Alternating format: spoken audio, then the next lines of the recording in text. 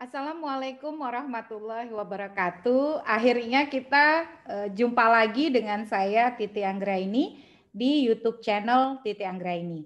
Nah, dalam kesempatan ini saya ingin membahas sebuah isu yang sedang hangat, isu mutakhir pemilu dan demokrasi kita, termasuk juga masalah kepartaian, yaitu adanya usulan dari Pak Kodari yang merupakan Direktur Eksekutif Indobarometer soal pencalonan Jokowi Prabowo melawan atau versus kota kosong di Pilpres 2024. Jadi salah satu isu kontroversial yang muncul pertama kali dan ini digulirkan oleh beliau adalah memasangkan Pak Jokowi dengan Pak Prabowo begitu ya. Berarti Pak Jokowi diusulkan untuk 3 periode di pemilu 2024. Ini saja sudah sangat luar biasa kontroversi dan spekulasinya mengingat Undang-Undang Dasar Negara Republik Indonesia tahun 1945 mengatur masa jabatan presiden itu hanya maksimal 2 periode, berarti 5 tahun tambah 5 tahun maksimal 10 tahun karena satu periode 5 tahun. Nah, sekarang ditambah lagi usulan kontroversial lainnya yaitu sudahlah memasangkan Pak Jokowi dan Pak Prabowo dalam satu paket gitu ya dengan alasan untuk menghindari polarisasi di masyarakat kita dan hanya dua figur ini yang bisa menyatukan atau tidak menimbulkan perpecahan di masyarakat. Sekarang ditambahi lagi dengan agar satu calon saja atau satu pasangan calon saja alias calon tunggal dan melawan kota kosong. Nah, dalam kesempatan ini saya ingin mengulas soal calon tunggal Pilpres versus kota kosong tuh bagaimana dari hukum pemilunya. Jadi saya akan coba tampilkan beberapa rujukan karena ini kajian hukum ya, hukum pemilu, maka kita perlu melihat dari perspektif pengaturan yang ada. Nah, jadi kalau dari sisi ini ya bisa dilihat di layar, di pemilu presiden dan wakil presiden, karena undang-undang pemilihan umum kita tidak direvisi sampai hari ini, tidak ada perubahan ataupun pergantian, maka untuk bisa mencalonkan pasangan presiden dan wakil presiden, harus memenuhi ketentuan di pasal 222 Undang-Undang Nomor 7 Tahun 2017 tentang Pemilihan Umum. Penyelenggaraan pemilu legislatif dan pemilu presiden tahun 2024 itu akan memedomani Undang-Undang Nomor 7 tahun 2017 tentang pemilihan umum. Nah, di pasal 222-nya itu diatur bahwa pasangan calon diusulkan oleh partai politik atau gabungan partai politik peserta pemilu, berarti peserta pemilu 2024 ya, yang memenuhi persyaratan perolehan kursi paling sedikit 20% dari jumlah kursi DPR atau memperoleh 25% dari suara sah secara nasional pada pemilu anggota DPR sebelumnya. Artinya merupakan perolehan kursi atau suara dari pemilu 2019.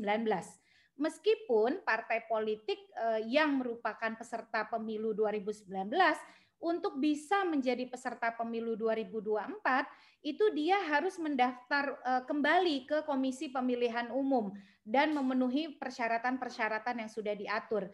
Bisa saja yang merupakan peserta pemilu 2019 ternyata tidak lolos ketika mendaftar menjadi peserta pemilu 2024. Namun dari ketentuan pasal 222 ini, maka yang memiliki kursi DPR paling sedikit 20% atau jumlah suara hasil pemilu DPR 2019 paling sedikit 25%, itulah yang bisa mengusung pasangan calon presiden dan wakil presiden. Jadi bisa sendiri atau dia bergabung begitu ya. Nah, kalau kita lihat konfigurasi perolehan suara pemilu 2019 dari sisi perolehan kursi, ini bisa dilihat ya, persentase suara, ini persentase kursi. Dengan persyaratan tadi 20% kursi atau 25% suara sah, ternyata hanya satu partai politik saja yang bisa mengusulkan pasangan calon presiden dan wakil presidennya sendiri. Ini pun kalau partai ini lolos menjadi peserta pemilu 2024, tetapi setiap pemilu selalu lolos, yaitu partai yang bisa sendirian mengusung calon presiden dan wakil presiden adalah Partai Demokrasi Indonesia Perjuangan atau PDIP, karena dia memperoleh kursi sebanyak 22,26%, sama dengan 128 kursi dari total 575 kursi DPR. Nah, bagi partai-partai lain selain PDIP, karena suara dan kursinya di bawah ketentuan yang ada, semuanya kalau dari sisi kursi selain PDIP itu di bawah 20% ya, dan suaranya juga selain dari PDIP termasuk PDIP itu kurang dari 25%. Maka partai-partai lain selain PDIP itu harus bergabung membentuk koalisi pencalonan atau membentuk gabungan partai politik pengusung calon presiden dan wakil presiden. Nah, itu ketentuan yang ada. Nah, untuk pencalonan presiden dan wakil presiden ternyata ada ketentuan di Undang-Undang Nomor 7 Tahun 2017 di pasal 229 ayat 2. Nah, ayat 2-nya itu bunyinya begini. KPU menolak pendaftaran pasangan calon dalam hal yang pertama, A, pendaftaran satu pasangan calon diajukan oleh gabungan dari seluruh partai politik peserta pemilu. Jadi misalnya kalau peserta pemilu contoh ya, misalnya sama dengan 2019, ada 16 partai politik. Maka 16 partai politik ini semuanya mengusung satu pasangan calon saja. Maka itu KPU berdasarkan ketentuan pasal 229 wajib menolak pendaftaran pasangan calon yang diusulkan oleh seluruh partai politik peserta pemilu ini. Dan yang kedua, KPU itu diminta untuk menolak pendaftaran pasangan calon dalam hal pendaftaran satu pasangan calon diajukan oleh gabungan partai politik peserta pemilu yang mengakibatkan gabungan partai politik peserta pemilu lainnya tidak dapat mendaftarkan pasangan calon. Jadi misalnya begini, dari 100% partai politik peserta pemilu itu hanya menyisakan, kan kalau untuk mengusung calon presiden harus punya 20% kursi ya. Ternyata 85% pemilik kursi DPR itu bergabung mengusung satu pasangan calon, sehingga kursi DPR itu hanya tersisa kurang dari 20%. Sehingga partai politik yang tersisa itu tidak bisa mengusung pasangan calon. Atau misalnya sisa partai politik yang belum mengusung pasangan calon itu suaranya kurang dari 25%. Nah, maka itu KPU harus menolak pendaftaran partai politik yang mengusung pasangan calon dengan konfigurasi suara atau kursi seperti yang ada di layar ini. Jadi intinya kalau dilihat dari pasal 229 ayat 2 ini, partai politik yang mengusung pasangan calon itu baru bisa diterima pendaftaran pasangan calonnya kalau masih memungkinkan partai politik lain untuk mengusung pasangan calon presiden dan wakil presiden yang lain gitu ya.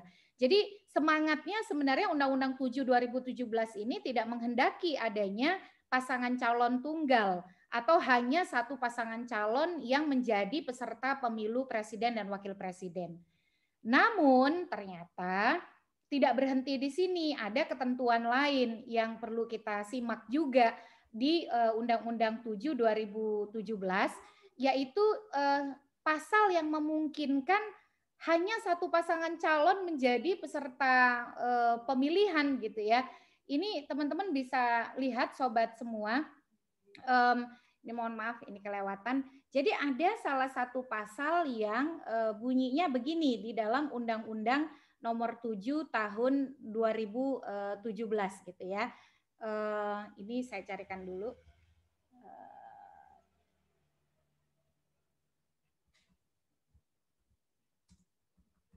Nah, ini dia. Nih ya, pasal 235 ayat 4 itu bunyinya begini. Dalam hal terdapat satu pasangan calon, ini pasal 235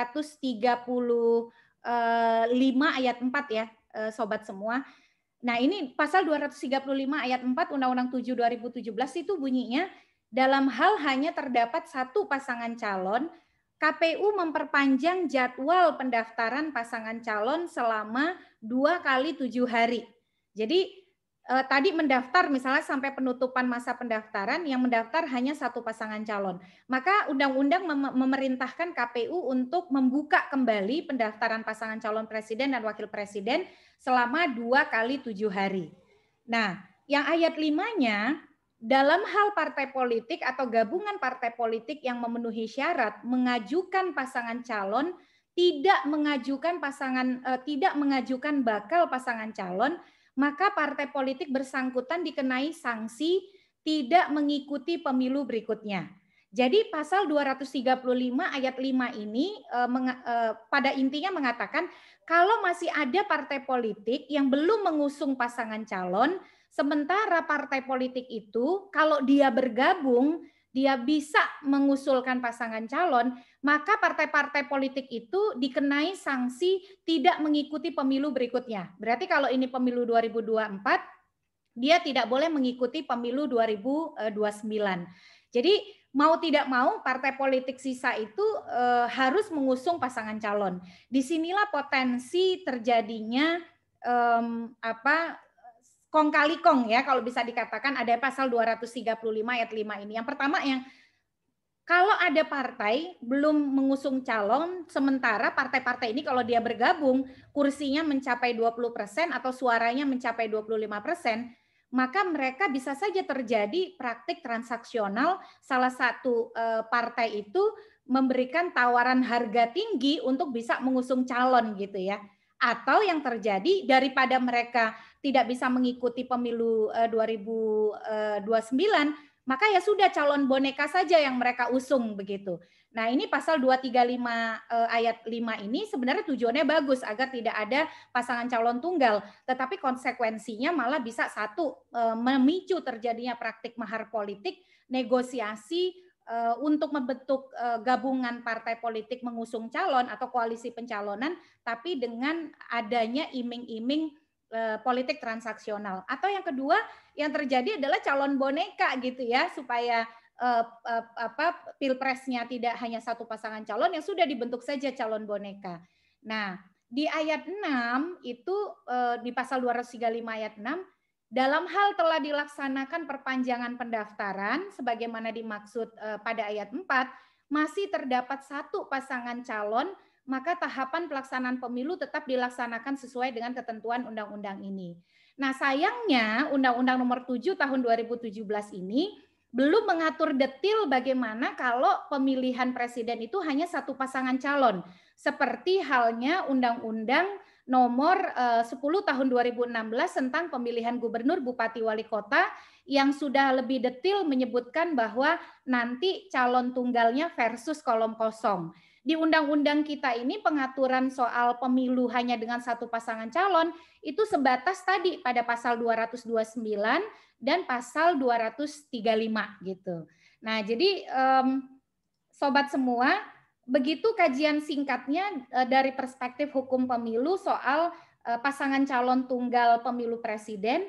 Jadi kalau dilihat dari konstruksinya sangat rumit dan berat ya, tetapi dimungkinkan. Jadi kalau memang partai politik yang masih tersisa itu memungkinkan untuk mengusung calon, mereka tidak mengusung calon, maka konsekuensinya mereka tidak boleh menjadi peserta pemilu berikutnya 2029. Tapi bisa saja mereka memilih untuk diberi sanksi dengan tidak mengusung pasangan calon karena ada deal-deal politik gitu ya. Atau bisa saja dengan harapan nanti di 2029 undang-undangnya diubah begitu. Nah, tetapi sekali lagi itu adalah sebuah preseden buruk bagi demokrasi kita, mengingat demokrasi kita dengan multipartai, perjuangan reformasi yang memberi ruang inklusivitas berpemilu dan berpartai politik sangat anomali dan kemunduran kalau di tengah keragaman politik kita, bangsa besar, pemilih besar, partai politik yang multipartai, tetapi calonnya hanya 1 pasangan calon. Ini menandakan kaderisasi dan rekrutmen politik kita sangat bermasalah, dan di pergaulan internasional di dalam konteks bagaimana dunia internasional melihat perkembangan demokrasi kita bisa sangat buruk begitu ya, karena menjadi preseden kegagalan kaderisasi dan rekrutmen politik kita. Jadi meskipun Undang-Undang Nomor 7 Tahun 2017 memungkinkan terjadinya calon tunggal dengan prasyarat yang sangat berat, rumit, tetapi itu bukan pilihan yang baik dan mestinya dihindari oleh demokrasi Indonesia. Kita tidak mau perjalanan politik kita mundur dan kemudian kader-kader terbaik, anak-anak bangsa terbaik tidak mendapatkan tempat untuk menguji kapasitas dan kompetensinya melalui proses pemilu. Demikian ulasan hukum pemilu kita kali ini yang membahas calon tunggal versus kota kosong di pemilu presiden 2024. Sampai ketemu di kesempatan berikutnya. Salam sehat selalu. Wassalamualaikum warahmatullahi wabarakatuh.